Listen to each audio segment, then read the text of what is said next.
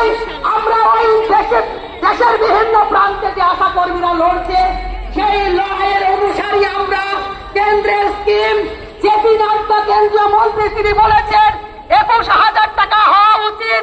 আমরা অচিরেই সেই ব্যবস্থা করব, সেই ভাবনা আমাদের আছে। ফলে আমরা যেটা এখানে বলতে চাই আপনাদের উদ্দেশ্যে, এই আন্দোলন শুধু এই রাজ্যের কাছে নয়, এই আন্দোলনের বার্তা আজকে গোটা ভারতবর্ষের ওই কেন্দ্র পর্যন্ত যদি পৌঁছে দিতে হয়, আমরা স্বাস্থ্য ভবনের ভেতরে যে কথা আজকে বলে এসেছি, আমরা প্যাকেজ জমা, এটা আমরা সিম্বলিক এই আন্দোলন। ওনারা বলেছেন যে আপনারা যা করলেন পুরো কামাল করে দিয়েছেন, তাদের ভেতর পর্যন্ত তার টনক নড়ে গেছে। তারা জানে আমাদের শক্তি কত, আমাদের সঙ্গে আজকে এই যে দীর্ঘক্ষণ এইরকম আধিকারিকদের বৈঠক করতে হলো আপনাদের এই জেলের জন্য, আপনাদের লড়াইয়ের মানসিকতার জন্য। আমরা কেন্দ্রীয় সরকারের কাছে এবং রাজ্য সরকারের কাছে এমন উদাহরণ তৈরি করতে চাই, এমন উদাহরণ আগামী দিনে তৈরি করব, যার বার্তা আমরা কেন্দ্র এবং রাজ্যকে দেব। সেই লড়াই আপনারা প্রস্তুত আছেন কিনা বলুন। আমরা স্বাস্থ্য ভবনে বলে এসেছি, আমরা মানবিক দিদির কাছে যাব, আমরা কালীঘাটে যাব, আমরা হাজরার মোড় থেকে মিছিল শুরু করব। সেদিন আরবানের আশা কর্মীরা আসবে, সেদিনে রুরালের আশা কর্মীরা 64,222 জন আশা কর্মী, তারা সবাই আসবে। সেদিনে কেউ তার জেলায় থাকবে না। আমরা আমাদের দিদির কাছে, মানবিক দিদি, তার কাছে যেতে চাই। যদি সমস্ত কর্মীদের এই বেতন ভাতা দিতে পারে, যিনি বঙ্গজননী উপাধি দিয়েছেন, যিনি ফুলমালা দিয়ে সম্বর্ধনা দেন, যারা হেলিকপ্টার থেকে আশা কর্মীদের মাথায় ফুল ছড়াতে পারে, তারা কেন এই অবহেলা এবং এই ধরনের বৈমাত্রিক ব্যবহার কেন তারা করবে?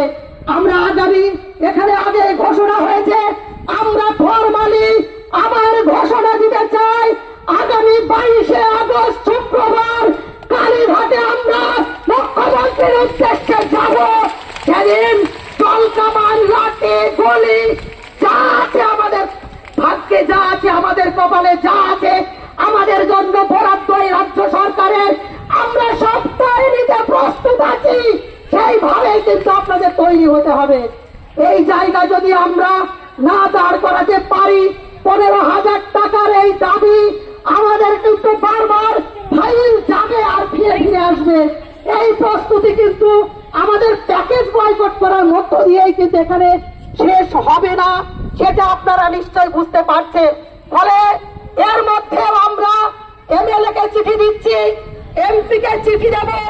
আপনারা প্রতিটা জেলায় জেলায় যারা আছেন, আপনাদেরকে আপনাদের মাধ্যমেই এমএলএর কাছে, এমপির কাছে আমরা চিঠি দেওয়াবো। আর কয়েকটা বিষয় যেটা আমি এখানে ইনফরমেশনের অর্থে রাখতে চাই। আগামী দিনের এই আন্দোলনের প্রস্তুতির জন্য, এই আন্দোলনকে, প্যাকেজ বয়কটের আন্দোলনকে আমরা যেভাবে তৈরি করেছিলাম, ঠিক ওইভাবেই ওই 22শে আগস্টের মাঝে কিন্তু আর বেশি সময় নেই।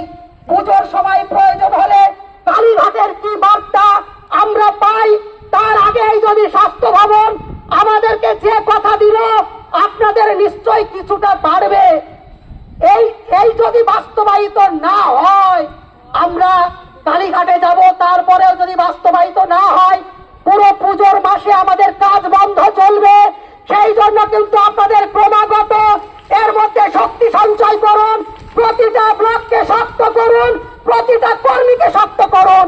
কারণ আপনারা জানেন বহু ব্লকে কিছু আমাদের ঘাটতি আছে, যেটা আমি এই প্রকাশ্যে এখানে বলতে চাই না। আপনাদেরকে প্রতিটা ঘাটতিকে রিপেয়ার করতে হবে, তার জন্য আমি চাই না চাই সেই সময়টা আমাদেরকে নিতে হবে। ফলে এইভাবে শক্তি সঞ্চয় করে আমাদের দাবিকে আমরা আদায় করবই। আমরা বহু জেলার বহু উদাহরণ এখানে তুলে ধরেছি। এনএমরা